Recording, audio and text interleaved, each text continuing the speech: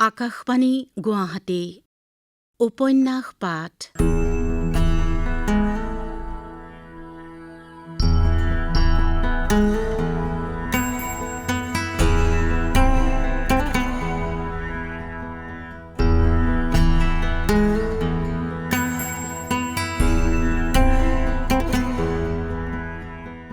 এই অনুষ্ঠানটিত প্ৰচাৰ হৈ আছে অৰূপা পতংগীয়া কলিতাৰ উপন্যাস অয়নান্তৰ ধাৰাবাহিক পাঠ। পাঠ কৰিছে নয়ন প্ৰসাদে, প্ৰযোজনা ঋতুপৰ্ণ দাসৰ।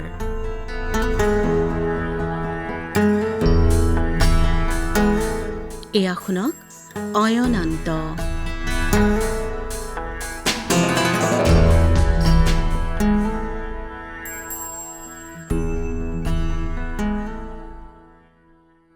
যশোদাই দীঘলকৈ উৰণি টানি যেতিয়া তামোলৰ বঁটাটোলৈ চোৰাঘৰ পালেগৈ, তেতিয়া তাত এখন প্ৰায় খণ্ডযুদ্ধ হওঁ হওঁ অৱস্থা।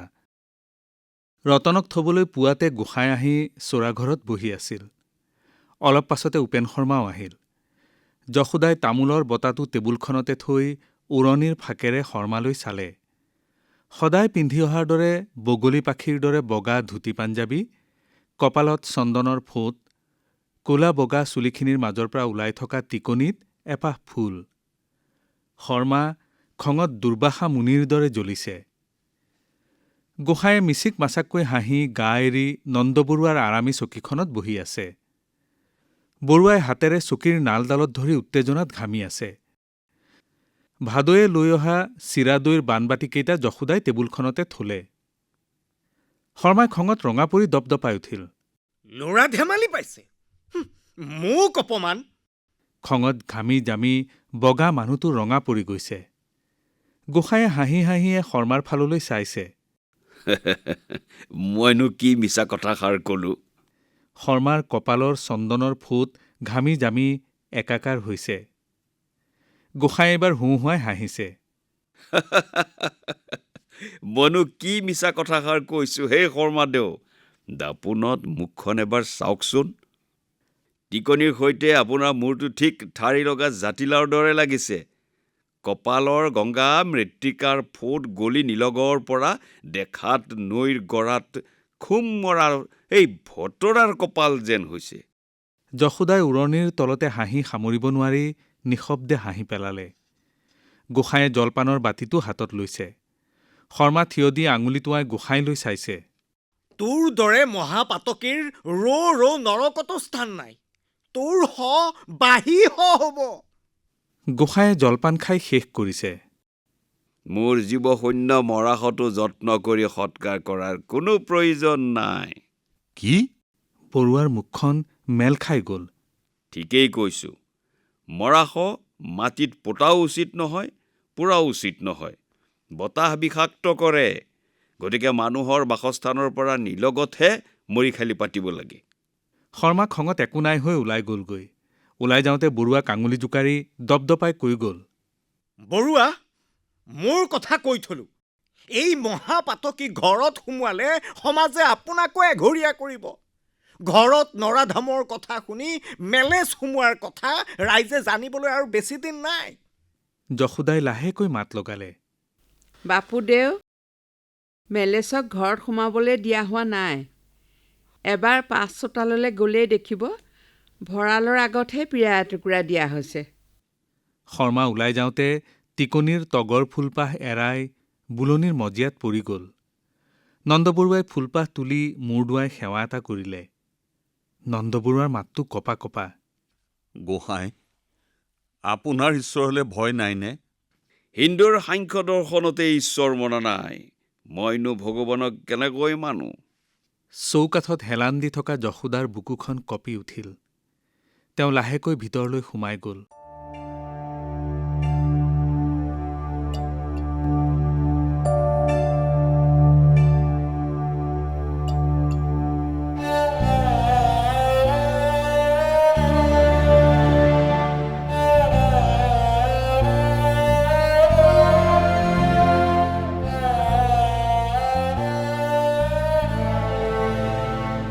যশোদাৰ মনত পৰিল বিয়া হৈ আহিয়ে লগ পোৱা গোসাঁনীৰ সোণাৰী গঢ়ি মুখখনলৈ। তেওঁ জীয়াই থকা হলে আজি গোসাঁয়ে এই বলিয়ালিবোৰ কৰি ফুৰিব পাৰিলহেঁতেননে? বাপুদেৱে কোৱাৰ দৰে যদি সঁচাকৈয়ে গোসাঁইৰ বাঁহী হয়? যশোদাই ভিতৰ চোৰা পাই উৰণিখন খহোৱাৰ আগতে সেমেকি যোৱা চকুহাল মোহাৰি ললে। উৰণিখন খহাই যশোদাই ভঁৰালৰ আগলৈ চালে। ল'ৰাজনে একমনে লিখি আছে। ভঁৰালৰ আগৰ দমাই থোৱা পেলনীয়া বস্তুৰ মাজত বহি থকা ল'ৰাজন চাই থাকোঁতে যশোদাৰ বুকুখন টনটনাই উঠিল। সেই পুৱাতে আহিছে। কি বা খাই আহিছে? ঘৰ সংসাৰৰ মায়া এৰি অনাই বনাই ঘূৰি ফুৰা ল'ৰাটোক আগত এমুঠি দিবলৈ কোনোবা আছেনে? যশোদা এযোৰ কাঁহী বাতি আৰু গিলাচ উলিয়াইছে। ফুল লতা কটা গিলাচটোত লেখা আছে শ্ৰীমান কানাই। সৰু পুতেকৰ অন্নপ্ৰসন্নত কোনোবাই দিয়া গিলাচ। গিলাচটো আঁতৰাই থৈ আন এটা গিলাচত গাখীৰ এগিলাচ ভৰাই যশোদাই থালখনত জলপান সজাই বাতিটোত চাহ এবাতি ঢালি কাঁহী এখনৰ ওপৰত থৈ মহিৰামক মাতিলে। উকিলনীয়ে তললৈ মূৰ কৰি কৈ উঠিল, এওঁলোকে মহিৰামক বাহিৰা কামত লগাবলৈ হাক দিছে। যশোদা মনে মনে থাকিল। যশোদাই বীণালৈ চালে। তাই তগৰক ৰ'দত লৈ তেল মালিচ কৰি আছিল। হাতত কাঁহীখন লৈ যশোদা বীণাৰ ওচৰত থিয় হলগৈ। যশোদাক দেখি তগৰে কিৰিলি পাৰি হাঁহিবলৈ ধৰিলে। বীণাই মামীয়েকৰ ফটা মেখেলা চাদৰ কাটি চিলাই কৰা চোলা পিন্ধা কেঁচুৱাটোক যশোদাই কোলাত তুলি ললে। বীণা, কেঁচুৱাটো নে ভঁৰালৰ আগত বহি থকা ল'ৰাটো, কাৰ বাবে যশোদাই কব নোৱাৰে বুকুখন টনটনাই উঠিল। তাই আইতাকলৈ চালে। কি হ'ল আইতা? যশোদাই কেঁচুৱাটোক সাবটি ললে। এয়া কাৰ চাহ আইতা? যশোদাই সপোনৰ পৰা সাৰ পোৱা দি চক খাই উঠি বীণাক কলে, ভঁৰালৰ আগত থকা ল'ৰাটোক চাহখিনি দি আগে, কিন্তু খবৰদাৰ ৰৈ নাথাকিবি। বীণাই থালখন লৈ এখোজ দুখোজকৈ ভঁৰালৰ আগলৈ খোজ ললে। যশোদাই পাকঘৰলৈ যাওঁতে ডাঙৰ ডাঙৰ মাতেৰে কৈ গল, মই জীয়াই থকালৈকে এইখন ঘৰত কোনেও চকুৰ আগত ভোকত থাকিব নোৱাৰিব। লাগে সি মেলেচেই হওক বা চাকৰেই হওক বা ডাঙৰীয়াই হওক।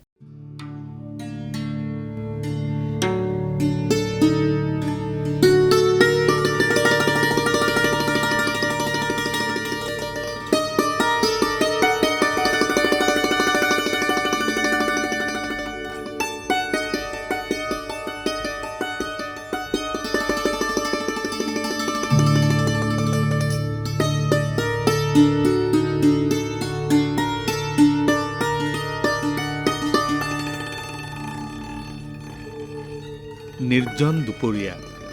ঘৰৰ মানুহবোৰে ভাত ঘুমটি মাৰিছে। মহিৰামে ক'ৰবাত মোটোকা মাৰিছে। তাই দুপৰীয়া শুব নোৱাৰে। দীঘল বাৰাণ্ডাখনত তাই ঘূৰি ফুৰিছে।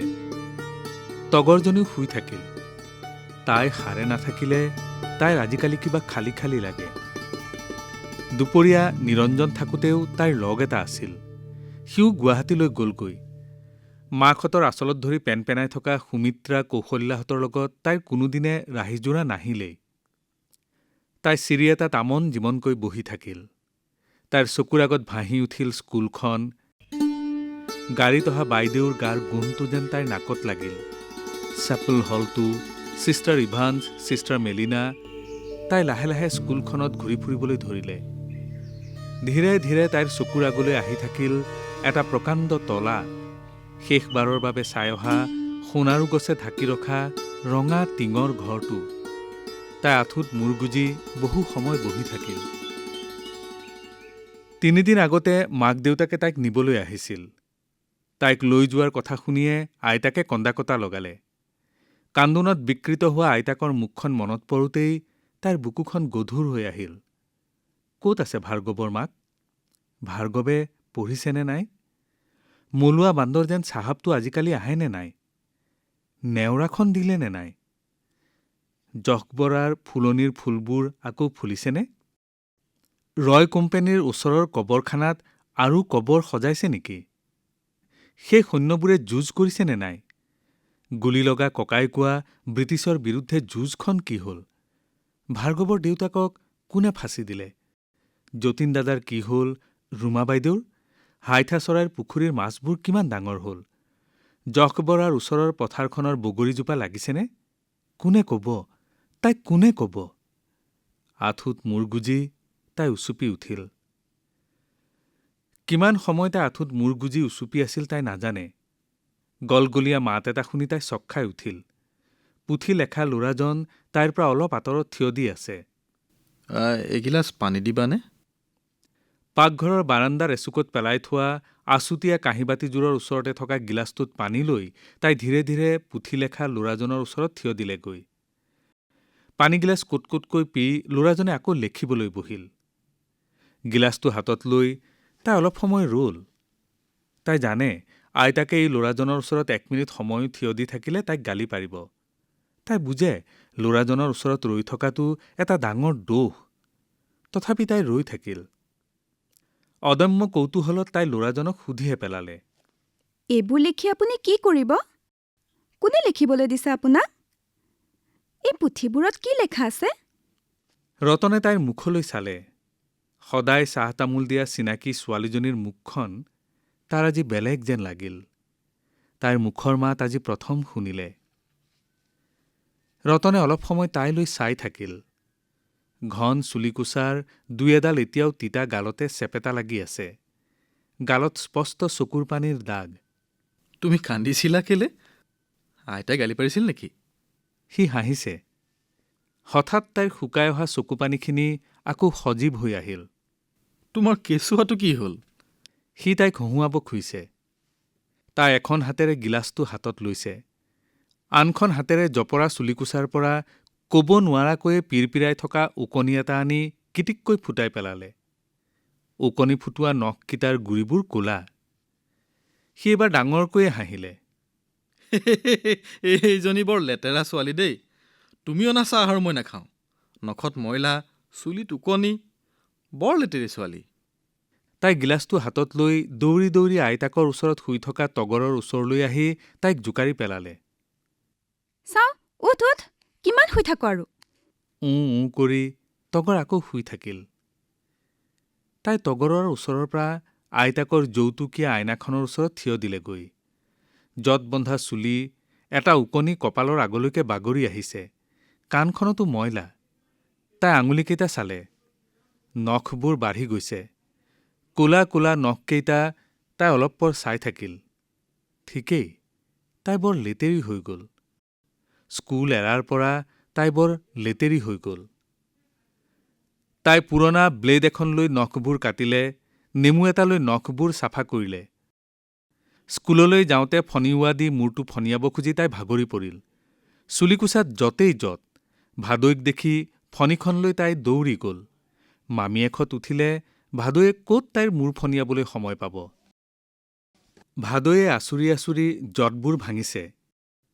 তোমাৰ চুলিকোছা বৰ ধুনীয়া। তাই নিজকে কোৱা দি কৈছে। ৰুমা বাইদেউৰ চুলিকোছা কিমান দীঘল আছিল। তুমি এটা কাম কৰিবাচোন। তোমাৰ চুলিও মচুৱাগুম সাপ যেন হ'ব। কি কৰিম? এটা মচুৱাগুম সাপ মাৰি নেজডাল ভীমকল এডালৰ তলত পুতি থবা। তেতিয়া কি হ'ব? এমুঠি সৰিয়হ তিয়াই থৈ সেইজোপা কলগছৰ পটুৱাৰ মাজত থৈ দিবা। গাজ মেলিলে আনি তাৰে মূৰ ধুবা। তেতিয়া কি হ'ব ভাদৈ? তোমাৰ চুলিকোছাও মচুৱাগুম সাপ যেন হ'ব। তুমি কেনেকৈ জানিলা? মই কৰিছিলোঁ নহয়। জীয়ৰীকালত মোৰ চুলি আঁঠুলৈকে পৰিছিল। ভাদৈয়ে খোপাটো খুলি দিছে। আধা পকা আধা কেঁচা চুলিয়ে খন্তেকতে ভাদৈক আৱৰি পেলালে। তাই ভাদৈলৈ চাই থাকিল। টানকৈ খোপা এটা বান্ধি কাম কৰি ফুৰা ভাদৈ যেন এইজনী নহয়। ভাদৈয়ে হাঁহিছে। বুজিছা, মোৰ বিয়াত কোনেও মোৰ খোপা বান্ধিব পৰা নাছিল। শেষত মই নিজেই বান্ধিলোঁ। তোমাৰ বিয়া হৈছিল ভাদৈ? হৈছিল মাজনী। হাইজাত পৰা মানুহটো জীয়াই থকা হ'লে মই এনেকৈ বান্ধি হ'ব লগা নহ'লহেঁতেন। চুলিয়ে আৱৰি ৰখা ভাদৈৰ চকুহাল সেমেকি আহিল। আইতাই পাই বুটলি ননা হ'লে ইমান দিনে কিজানি ময়ো সিপুৰি পালোগৈহেঁতেন। ভাদৈয়ে মেলা চুলিকোছা টানকৈ বান্ধি পেলাইছে। ভাদৈ? তাই ভাদৈৰ হাতত ধৰি টানিলে। ব'লাচোন ব'লা, মোক আজি কলগছৰ পটুৱাৰ মাজত মাটিমাহ থৈ গাজ মেলাই দিবা। তাই পাকঘৰৰ পৰা এমুঠি মাটিমাহ আনিলেই হাতত কটাৰী এখন লৈ তাই ভাদৈক লৈ বাৰীৰ ফালে গ'ল। তাই ক'ব নোৱাৰাকৈ সেই কলগছজোপাৰ ওচৰত ৰৈ গ'ল। তাই মনেই কৰা নাছিল কলগছজোপা ঠন ধৰি উঠিছে। এই দিল মেলো মেলো। চলিহানী আইতাই তাইক কেনেকৈ ঠেলা মাৰি দিছিল। তাই ওঠখন কামুৰি হাঁহি দিলে। ভাদৈয়ে মাটিমাহ মুঠি কলগছডালৰ পটুৱা এখন অলপ এৰুৱাই ভিতৰলৈ ভৰাই দিলে। এতিয়া মচুৱা গুম সাপ ক'ত পাম? লাগ বুলিলে মচুৱাগুম সাপ এডাল ক'ৰ পৰা পাবা? হঠাৎ তাই দেখিলে লিকলিকীয়া কাৰশলা সাপ এডাল বননিৰ ওপৰেদি ভেকুলী খেদি খেদি গৈ আছে। তাই হুলস্থুল লগাই দিলে। ভাদৈ, মাৰা মাৰা, সাপডাল মাৰা! হুলস্থুল শুনি ৰতন উঠি আহিল। হা, ক'ত ক'ত সাপ ওলাইছে? ৰতন ব্যতিব্যস্ত হৈ পৰিল। সৌডাল সৌডাল! তাই ভেকুলী খাই থকা সাপডাললৈ আঙুলিয়াই দিছে। সাপডালক কিয় মাৰিব লাগে? সি তাৰ আহাৰ খাইছে। আমাৰ জনচন চাহাবে কোনো প্ৰাণীকে নামাৰে। কলগছৰ তলত সাপডাল পুতিবলৈ নাপায় নে ৰতনৰ মুখত চাহাব শব্দটো শুনি নে তাইক লেতেৰি বুলি কোৱাৰ কাৰণে তাই ক'ব নোৱাৰে। হঠাৎ তাইৰ খং উঠি গ'ল। বৰ চাহাবৰ কথা ক'বলৈ আহিছে। আপুনিও তাৰমানে সেই বদমা চাহাবোৰৰ লগৰে। সেইকাৰণে চবেই আপোনাক মেলেচ বুলি কয়। খোৱা কাঁহী বাতি ভিতৰ সোমোৱাবলৈও নিদিয়ে। চাহাববোৰ বৰ বেয়া। ভাৰ্গৱৰ দেউতাকক মাৰিলে। চাহাবৰ লগৰ মানুহবোৰো বদমাছ। চাহাবক ছাগলী খোৱা পেটুৱাটোৱে ৰুমা বাইদেউ। তাই আৰু কথা ক'ব পৰা নাই। খঙত তাইৰ মাত থোকাথুকি হৈ আহিল। সদায়ে চুলিকোছা মেলি জলৌ পলৌকৈ ঘূৰি ফুৰা ছোৱালীজনীৰ পৰিপাটিকৈ মূৰ আচোৰা খঙত ৰঙা পৰা মুখখনলৈ ৰতনে আমোদেৰে চালে। ছোৱালীজনীয়ে তকৈ ডাঙৰ ডাঙৰ চকুহাল মেলি তালৈ চাই আছে। তুমি ভুল ভাবিছা।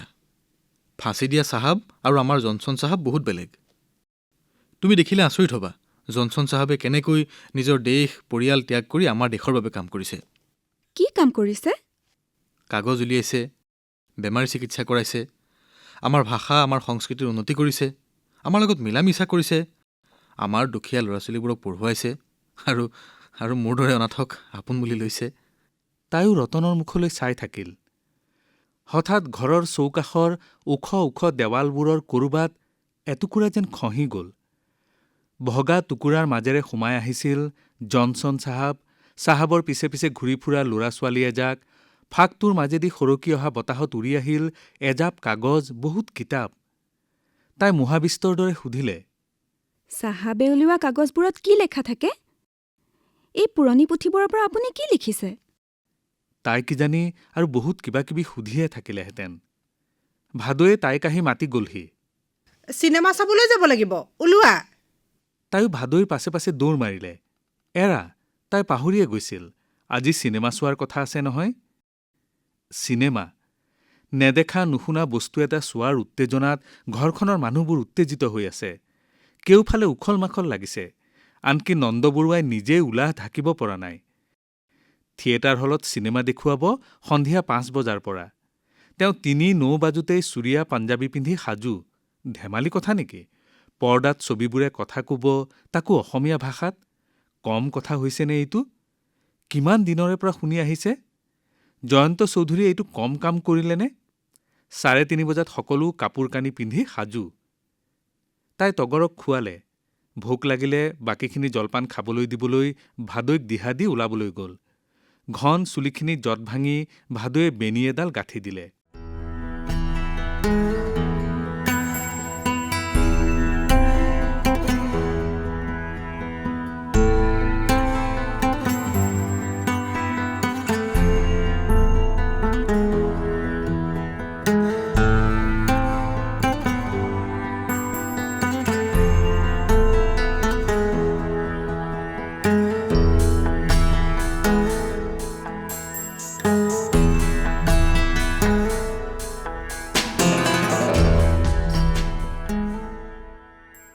উপন্যাস পাঠ অনুষ্ঠানত ইমান পৰে অৰূপা পতংগা কলিতাৰ উপন্যাস অয়নান্তৰ দ্বাবিংশ খণ্ডটি শুনিলে। পাঠ কৰিলে নয়ন প্ৰসাদে।